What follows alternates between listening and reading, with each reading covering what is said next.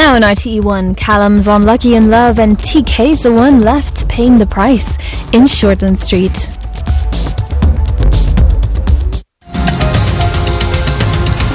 Brenda, are you going to shaft Mrs. Warner and take her job? I might have to. I'm stunned. Excuse me? Baxter insulted a patient, and not only did you let it go, you agreed with him. She's just not cut out for the job. I've gone to the press and the union, but will Chris do anything about it? She's his wife. What do you expect? Well, we'll have to make him. I had a visit from Brenda and Justine.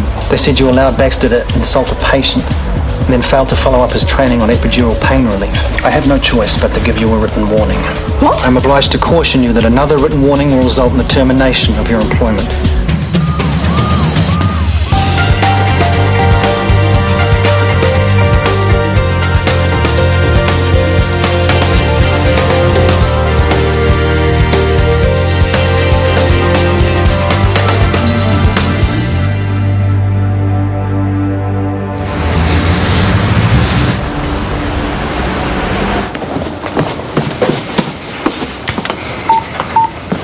See you in there. Mm-hmm. You're still upset. Written warning from the CEO will do that. We've been through this. So we don't need to go through it again. I'll see you at work. I had 2 complaints from senior staff. What was I supposed to do? It wasn't just the warning, Chris. You basically told me I'm not good at my job. Oh, rubbish. No leadership skills, people-pleasing tendencies. What else was there?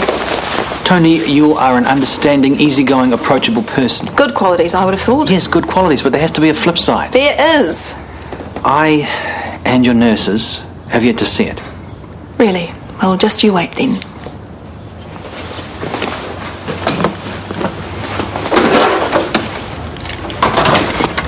Oh, come on, mate, speed it up. You're giving me a lift, remember? Sorry. Hey, don't worry about Sophie Mackay and her mates, okay? It's just like deja vu. Remember when school was hell every day thanks to Chelsea Cunningham? Oh, yes, Chelsea Cunningham. The girl that glued my cricket annual together. The girl who ended up in ED with a broken coccyx after you pulled her chair out when she was about to sit down. She had to sit on a ring cushion after that. Shame. Yeah, and for me, when her mother started hurling abuse in ED. People must think I'm so feral. Yeah, well, you've got a breaking point. But you just have to recognise it. Remove yourself from the situation before you hit it. This is your anger management speak, huh? If I can do it, anyone can. Now, you survived when we first moved here, and you'll survive now, okay? I used to hide in the library. You've come a long way since then. Now, I know you can handle anything. Just don't show any reaction. And don't put any more girls in hospital either, okay? I think I'll just hide in the library again.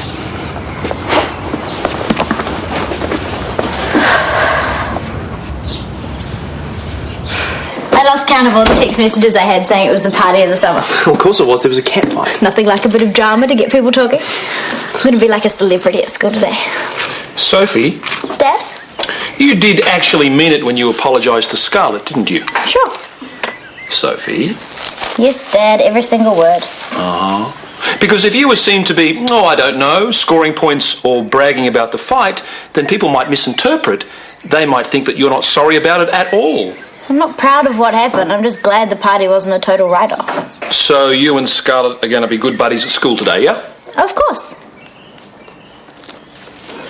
Right. First things first. Have you washed your hands? Mm-hmm. And now I glove up. Not anymore. New recommended practice is washing hands only. Okay. Makes things easier, I guess. Right. Let's see how you do.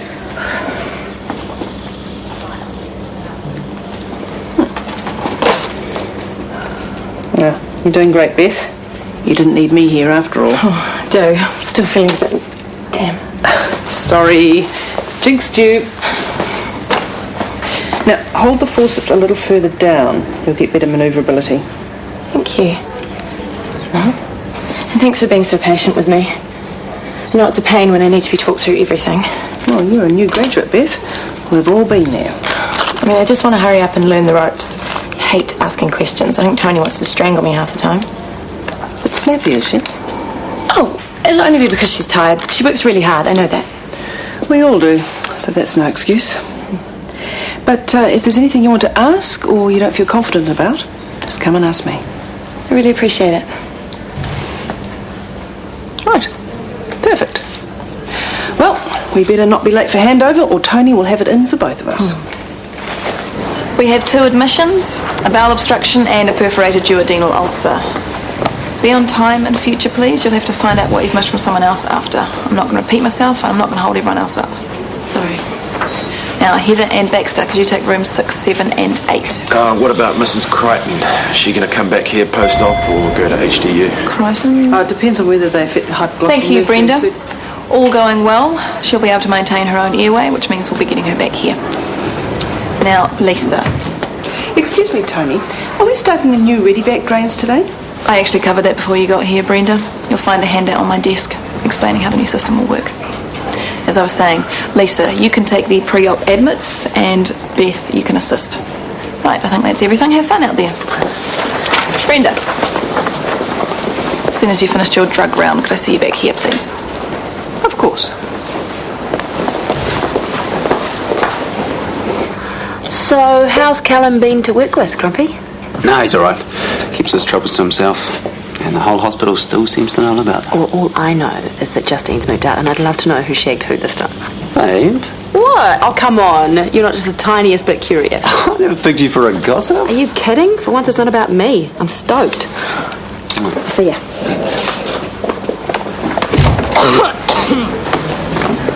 Knock, knock. Come in, Tui. Not that cough again? Yeah. How long has it been now? Ages. Tell me you've given up on the fags. Be lying. 31% of Māori deaths are due to cigarette smoking. 50% of Māori adults currently smoke. And do I have to remind you, before the ships got here, this whole place was Oehekore? No tobacco plants in sight? Jeez, Tui, what is it going to take to get through to you? I've been stressed out lately. Yeah, there's always an excuse, girl. All right, deep breath. One more. Okay. There's some crackles in your left lung. I'm guessing a chest infection. Another one. More antibiotics? Yes. As long as you continue to smoke, this is going to be a problem. Look, have I told you about the subsidised nicotine patches you can get through the clinic? Yes. Yeah? So why don't you use them? It's hard when your mates are fagging. Then tell them they're killing you and themselves. Sure, Doc. I will. There's this blind spot gig on Saturday night. All ages, so we don't need to worry about ID.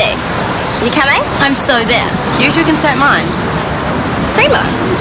No curfew. Cool, I love blind spot. I don't. I love all the hot skater boys go to see them. Yeah. Way better talent than at this joint. Great, I can't wait. Uh-oh, incoming.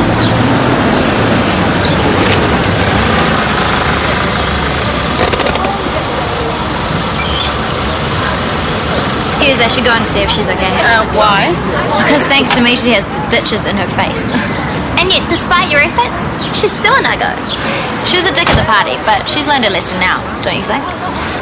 No. She still needs some teaching. And unless you'd rather hang out with her instead of us. Of course I don't want to hang out with Scarlett. Good, because I've got an interesting idea.